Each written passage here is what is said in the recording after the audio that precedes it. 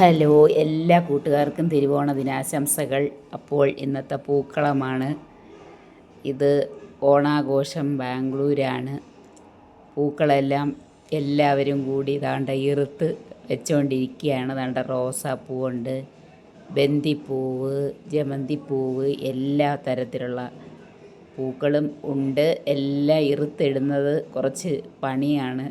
എല്ലാവരും ചേർന്ന് അത് ചെയ്തുകൊണ്ടിരിക്കുന്നു. അങ്ങനെ ബന്ദിപ്പൂവ് കുറച്ച് ഇറുത്തിട്ടു.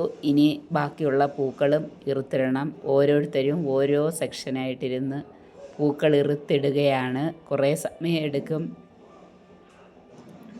വേണ്ട, റോസാപ്പൂവ്, ബന്ദിപ്പൂവ്, വാടാമല്ലി, വേറെ പലതരത്തിലുള്ള പൂക്കളുണ്ട്. അതിൻ്റെ പേര് ഞാൻ ഓർമ്മിക്കുന്നില്ല. അങ്ങനെ പൂക്കളം ഇടാൻ തുടങ്ങി. നല്ല ഒരു 2 സൈഡിലും 2 ഡിസൈൻ വരുന്ന രീതിയിൽ പൂക്കളം നിറച്ച് വയ്ക്കുകയാണ്. കണ്ട കൂട്ടുകാരെ, അങ്ങനെ ദാണ്ട ഈ വാടാമല്ലി വെച്ച ഒരു ചെറിയ പൂക്കളം, പിന്നെ വളരെ വലിയ ഒരു പൂക്കളം, അങ്ങനെ അതെല്ലാം ഇട്ട് നമ്മളിവിടെ ഇരിക്കുകയാണ്. ഇനി അടുത്തതായിട്ട് ഓണസദ്യ വിളമ്പണം. പായൊക്കെ ഇട്ട് വാഴയിലേക്ക് നിരത്തി ഇഞ്ചി, പുളിയിഞ്ചി എല്ലാവർക്കും ഇഷ്ടപ്പെട്ട ഒരു വിഭവമാണ്. എനിക്കും വളരെ ഇഷ്ടമാണ്. നാരങ്ങ തൊട്ടടുത്തായിട്ട് വിളമ്പി, പഴം, ഉപ്പേരി, ശർക്കര ഉരുട്ടി, അവിയൽ, പച്ചടി, അവിയൽ വിളമ്പുകയാണ്. ഓരോന്നും ഓരോ ഇലയിലും വിളമ്പിക്കൊണ്ടിരിക്കുകയാണ്.